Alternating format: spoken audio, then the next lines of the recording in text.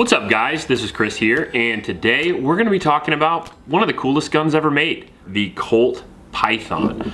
The Colt Python is not only iconic in the world of revolvers, it's pretty iconic in the world of guns as a whole, but especially in the realm of media. When it gets to movies and TV, that's where this gun really shines, and I think that's what a lot of you will know it from. However, we're going to be going over today not just its influence in media and pop culture, but its influence on the gun industry, how it's performed over the years, and whether or not it's still a good choice today for not only self-defense, but for practice and just having fun. Before we do that, I do want to mention my patron supporters. Thank you guys very much. It's because of you we have guns like this on the channel. I purchased this gun with the patron dollars. If you want to support the channel, that's the best way to do it. Just go to the link in the description below.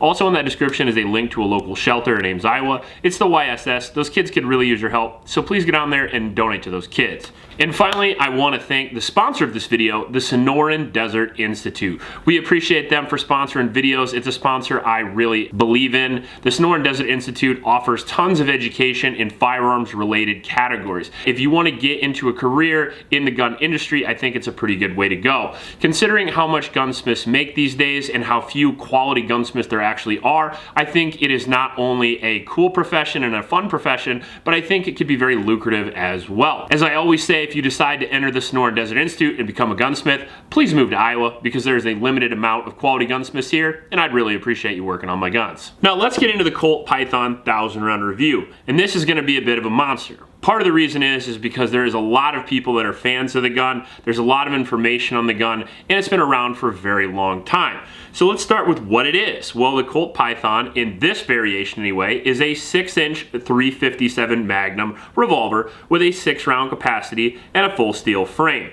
It is considered to be maybe one of the best and highest quality manufactured firearms out there, especially revolvers, and for a long time it was considered to be the holy grail of revolvers, at least in America. These things started their life not only being used for police use and self-defense use, but they also had a lot of time in competitions, and they were tuned as such. People like Bill Wilson, who is famous for the 1911 and the 2011, actually started out working on these, as many people did. It's considered to be one of the revolvers with the best trigger pull and some of the best craftsmanship coming out of the box.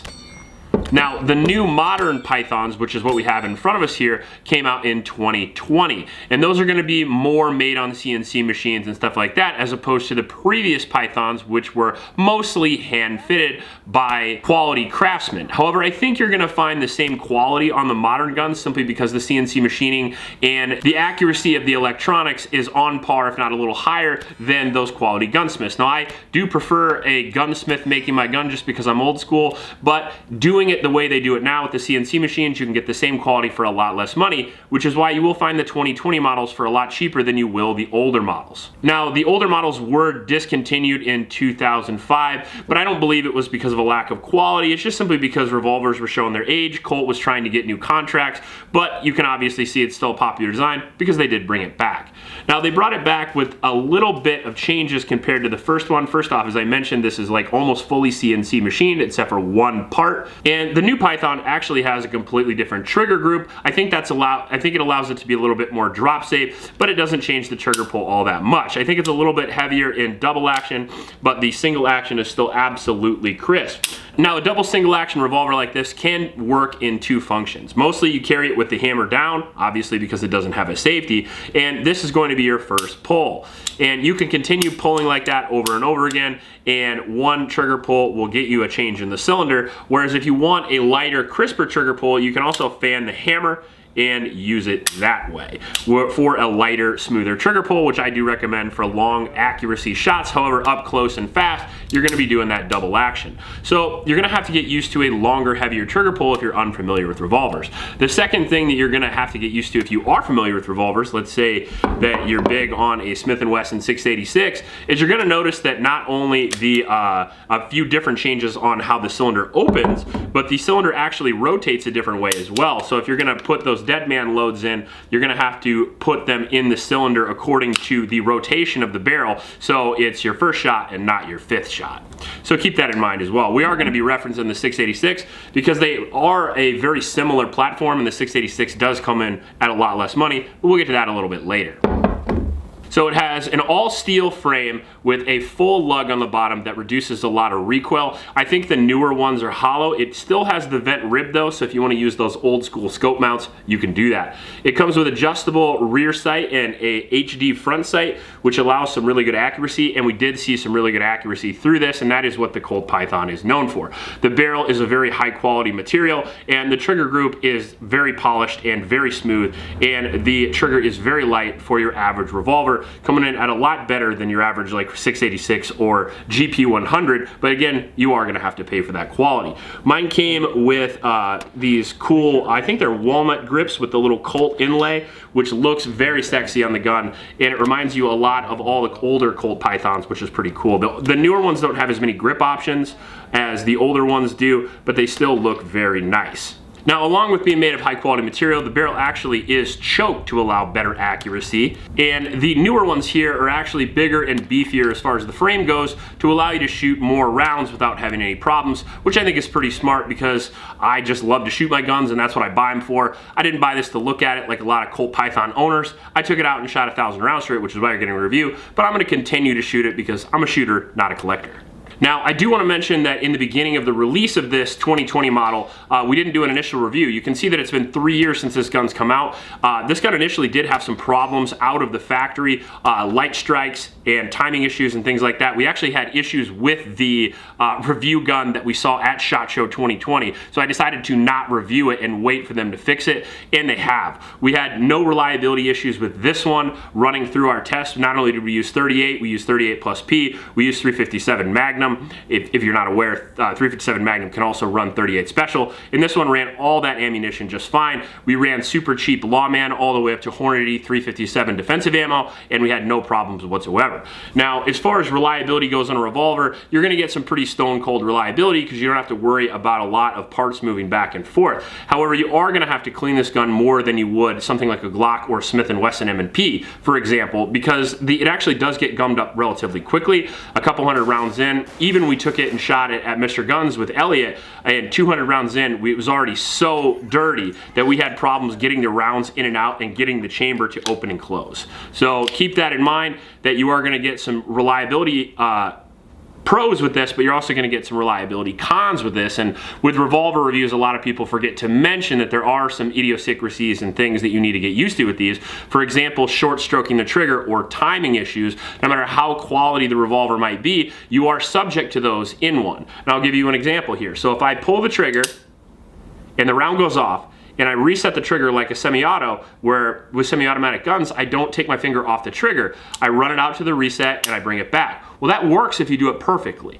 But usually when they show you revolver technique, you come all the way off the trigger. And the reason for that is because if you do short stroke it and you try to pull it back, nothing happens because you're having timing issues with the cylinder, and no matter what you do, you're going to have problems. And now on more inferior designs, you can make that worse and worse, and eventually you're going to be dropping hammers on nothing.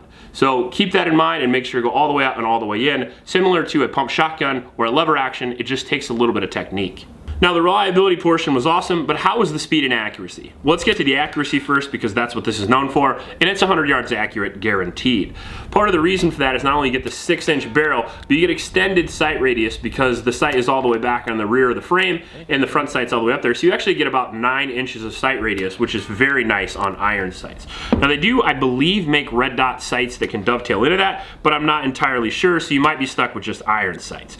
So the accuracy was awesome on single action, but I would say the double action trigger is difficult to get used to if you're used to Smith & Wessons or Rugers, for example, like I am. The revolver I shoot the most is a Smith & Wesson, and it's just a little bit different. Now let's take a look at the single action here. Very, very smooth, 3-4 pound pull, very nice, very crisp. But if you look at the double action, very heavy, about right there. So it's very smooth till you get about right there, and you have quite the wall to come in. And it feels a little squishy and weird, and I honestly don't love the double action. So in shooting the revolver quickly, you are shooting a double action. You can certainly do it, but it takes some getting used to. And if you flip-flop from platforms back and forth a lot like I do, it just takes a little bit more getting used to is all, but there's nothing wrong with it. Now, again, along with speed, you are going to have some detriments compared to semi-automatics, and I'm sure you're familiar with that. First off, the reloading process is going to be a lot slower because you're putting 6 things into 6 places instead of 1 thing into 1 place, and that obviously takes more time.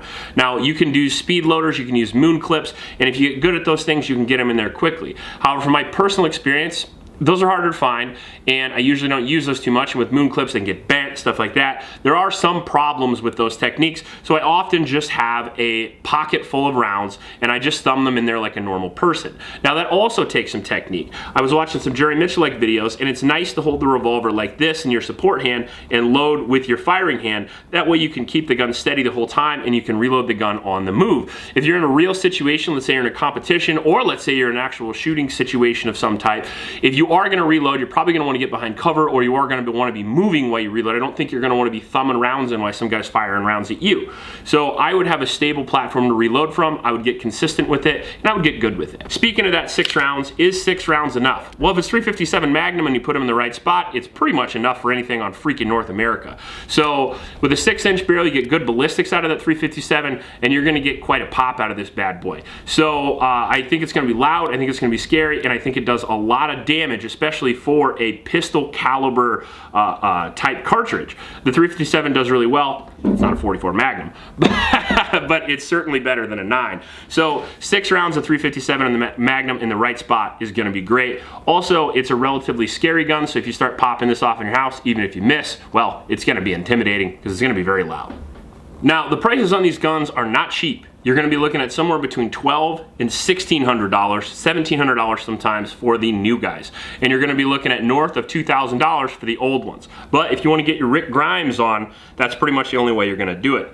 And I would consider the Colt Python actually a pretty good deal considering the lineage and the track record. If you compare this to some other guns with similar track records, similar cool factors like, I don't know, an HK P7 or a Colt single action or something like that, you're gonna find all those guns are gonna bring a price with their coolness. And usually when something gets more and more pop culture cool, for example, when the gun is cast in The Walking Dead for 10 seasons, this gun went way up in price, way higher than it was before, and you're just gonna have to pay to be a part of the cool kids club if you want to be a part of that. Now, if you don't want to be a part of that, there's always a Smith & Wesson 686. And now I know there's Colt guys, there's Ruger guys, and there's Smith guys, but I got this gun for $600. And it has a 6-inch barrel, it has adjustable rear sight with a HD front sight, it has just as good of a lockup and just as good of a trigger, in my personal opinion, just as good as velocity, and you have the same capacity with what I would consider a more usable grip right out of the box. So if you're looking for total self-defense and you're not worried about frills and you're not worried about looking like Rick,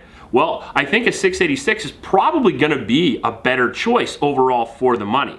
That being said, it sure as hell doesn't look like this. If you like this video, please like and subscribe. Please support your local homeless shelters and remember to recycle. I'll check you later.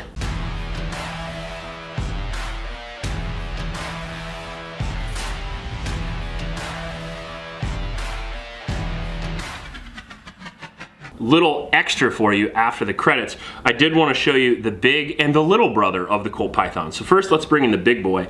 This is actually the Colt Anaconda, and we are going to be having a first shots of this soon, and I wanted to let you guys know that in case you were interested. This is basically a 44 Magnum Python. And then if you want the little boy, this is the Colt King Cobra. This is a 6-shot, my bad, 357 Magnum with a 4-inch barrel, and this is going to be more of the concealed carry model of the Python, although the Python does come in not only 6-inch but 4-inch barrels, and I believe a 2-inch barrel as well, if your girlfriend's into that.